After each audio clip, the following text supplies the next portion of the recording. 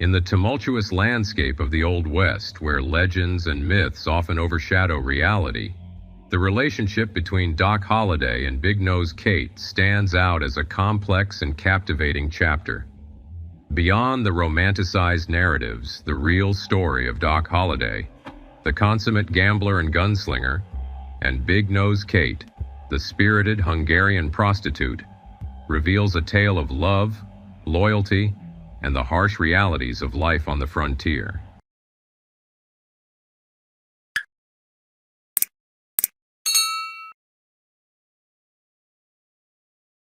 The woman known by the moniker Big Nose Kate was born as Mary Catherine Haroni in Budapest, Hungary, on November 7, 1850.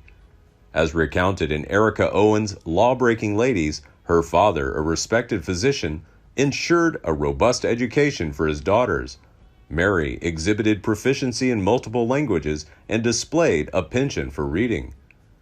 In 1862, her father's appointment as the personal physician to the Mexican Emperor Maximilian I led to the family's relocation to Mexico. Tragedy struck with the passing of Kate's mother during this time. In 1865, following Maximilian's overthrow, the family sought refuge in an unexpected location, Davenport, Iowa. Unfortunately, the family's tribulations continued as Kate's father passed away, leaving her orphaned during her teenage years. Placed in a foster home, Kate eventually departed at the age of 16. She found her way to a convent school, completing her studies, yet discovering that religious life did not resonate with her beliefs. In 1869, she was recorded as working as a prostitute for Madame Blanche Tribole in St. Louis. In 1874, Kate was fined for working as a prostitute in a brothel in Dodge City, Kansas, run by Nellie Bessie Earp, sister-in-law of Virgil Earp. During this period, she adopted the name Kate Elder. The reasons behind Kate's chosen path remain shrouded in mystery. While financial considerations undoubtedly played a role, there is a prevailing sense that she relished the allure and unpredictability of the untamed western frontier. Kate possessed a fiery temper, displayed self-sufficiency, and indulged in heavy drinking. By this time, Kate had earned a nickname, Big Nose Kate. Some historical sources suggest it arose from Kate's inclination to involve herself in others' affairs, but as Chris Enns, Wicked Women, points out, she did have a large, determined nose. Regardless, Kate seems to have embraced the moniker with ease. John Henry Doc Holliday had a somewhat similar path through life. He was born on August 14, 1851, in Griffin, Georgia, to parents of moderate means. His father worked as a pharmacist. Young Holliday imbibed refined conduct from his family and received a genteel upbringing. He then enrolled in the College of Dental Surgery of the University of Pennsylvania, earning his degree in 1872. However, due to his battle with tuberculosis, he embarked on a journey westward, drawn by the belief that the dry climate could alleviate his health struggles. His initial destination was Dallas, where fate introduced him to his true calling, a fervor for gambling coupled with a readiness to resolve conflicts through violent means. According to the gambling gunfighters of the Old West, he got into his first gunfight with a saloon keeper, where neither hit the other. Drifting across the Old West landscape, he embraced a life of faro and poker, amassing a reputation as a perennial heavy drinker and an unyielding combatant, who frequently employed a blade or firearm to settle gambling disputes. In 1877, at Fort Griffin, Doc Holliday crossed paths with Big Nose Kate. Doc said at one point that he considered Kate his intellectual equal. The couple went with Earp to Dodge City and registered as Mr. and Mrs. J. H. Holliday at Deacon Cox's boarding house. Doc opened a dental practice by day, but spent most of his time gambling and drinking. The two fought regularly and sometimes violently, but made up after fights despite the volatile relationship. According to Kate, the couple later married in Valdosta, Georgia. They traveled to Trinidad, Colorado, and then to Las Vegas, New Mexico. where they lived for about 2 years. Holliday worked as a dentist by day and ran a saloon on Center Street by night. Kate also occasionally worked at a dance hall in Santa Fe, New Mexico. By her own account, Doc and Kate met up again with Wyatt Earp and his brothers on their way to the Arizona territory. Wyatt Earp recounted one event during which Holliday killed a fellow gambler named Ed Bailey. Earp and his common-law wife, Mattie Blaylock, were in Fort Griffin, Texas during the winter of 1878, looking for gambling opportunities. Earp visited the saloon of his old friend from Cheyenne, John Shancy, and met Holliday at the cattle exchange. The story of Holliday killing Bailey first appeared 9 years after Holliday's death in an 1896 interview with Wyatt Earp that was published in the San Francisco Inquirer. This incident takes place at Fort Griffin and provides insight into the complex connection of Doc Holliday and Big Nose Kate. During a poker game, a dispute arose between Doc and another gambler, Ed Bailey. The cause of contention stemmed from Bailey's breach of poker etiquette. He persistently lifted and scrutinized discarded cards. According to Earp, Holliday reminded Bailey to play poker, which was a polite way to caution him to stop cheating. When Bailey made the same move again, Holliday took the pot without showing his hand, which was right under the rules. Bailey immediately went for his pistol, but Holliday whipped out a knife from his breast pocket and caught Bailey just below the brisket. Bailey died, and Holliday, new to town, was detained in his room at the Planters Hotel. Allies of Bailey rallied to form a vengeful mob, poised to exact their own form of justice. Fearing that the local sheriff might acquiesce to the mob's demands, Kate devised a bold diversionary tactic. She initiated a blaze in a nearby shed, diverting attention and resources. Armed with a gun, she forced her way into the cell and made one remaining guard set Doc free. The two eventually escaped on stolen horses.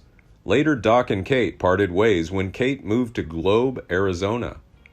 Unknown to Doc, Big Nose Kate was also en route to a new boomtown of Tombstone, and the two ran into each other in Prescott, Arizona.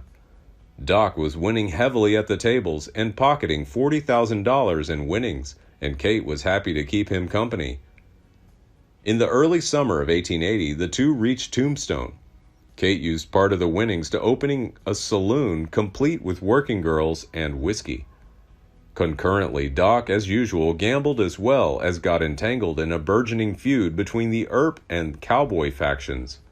Doc, being a friend of the Earps, was on their side, and his additional presence further destabilized the situation. Meanwhile, Doc and Kate's relationship had grown even more volatile. Many times when Kate visited Holliday, they were known to have frequent arguments, most of which were not serious until Kate got drunk. Often her drunkenness would escalate to abuse, and in early 1881, Doc had finally had enough and threw her out. The Cowboys saw their opportunity. On March 15, 1881, several men attempted to rob the Wells Fargo Benson to Tombstone stage. In the process, they killed the driver and a passenger. Rumors fluttered about that Doc had taken part in the crime. Sheriff Behan and his deputy found Kate in a drunken stupor ranting about Doc. They plied Kate with alcohol and suggested to her a way to get even with Holliday. She signed an affidavit implicating Holliday in the murders and attempted robbery. Judge Wells Spicer issued an arrest warrant for Holliday. The Earps found witnesses who could attest to Holliday's whereabouts elsewhere at the time of the murders. Kate said that Behan and Joyce had influenced her to sign a document she didn't understand. With the Cowboy plot revealed, Judge Spicer freed Holliday. The district lawmen threw out the charges, labeling them ridiculous. He immediately gave up any hope of reconciliation. Kate left town after being given a wad of cash by Doc. Kate returned to Globe for a time, but she returned to Tombstone in October of that year. Thus, she claimed that she was present during the gunfight at the OK Corral at 3 p.m. on October 26, 1881, which resulted in 3 dead. Kate reminisced in the letter about her stay with Holliday at C.S. Fly's boarding house, which bordered the alley where the gunfight at the OK Corral took place. Kate accurately described minor details of the shootout, writing that on the day of the gunfight, a man entered Fly's boarding house with a bandaged head and a rifle. He was looking for Holliday, who was still in bed after a night of gambling. Kate recalled that the man, who was turned away by Mrs. Fly, was later identified as Ike Clanton, whom City Marshal Virgil Earp had pistol-whipped earlier that day when he found Clanton carrying a rifle and a pistol in violation of city ordinances. Clanton's head was bandaged afterward. Virgil Earp had disarmed him earlier that day and told Ike he would leave Ike's confiscated rifle and revolver at the Grand Hotel, which was a favored one by the Cowboys when they were in town. Ike testified afterward that he had tried to buy a new revolver at Spangberger's Gun and Hardware store on 4th Street, but the owner saw Ike's bandaged head and refused to sell him one. Clanton was unarmed at the time of the shootout later that afternoon. Ike testified that he picked up weapons from William Sewell, the jailer, a couple of days later. Author Glenn Boyer disputes that Kate saw the gunfight through the window of the boarding house. Also, according to him, Kate stated that after Doc Holliday returned to his room, he sat at the edge of his bed and wept from the shock of what had happened during the close-range gunfight. That was awful. Boyer's work, however, has been rejected by serious scholars. From 1882 until the time of his death in 1887, Doc Holliday was in Colorado. During that time, Kate was apparently also in the state, at least part of the time, as her brother owned property in Glenwood Springs. According to some reports, Doc may have actually spent time with Kate and her family, as her brother's home was very near to Sulphur Springs, and Kate visited to try to help his tuberculosis. Kate stayed in Colorado until after Holliday's death. In 1888, Kate married a blacksmith named George M. Cummings.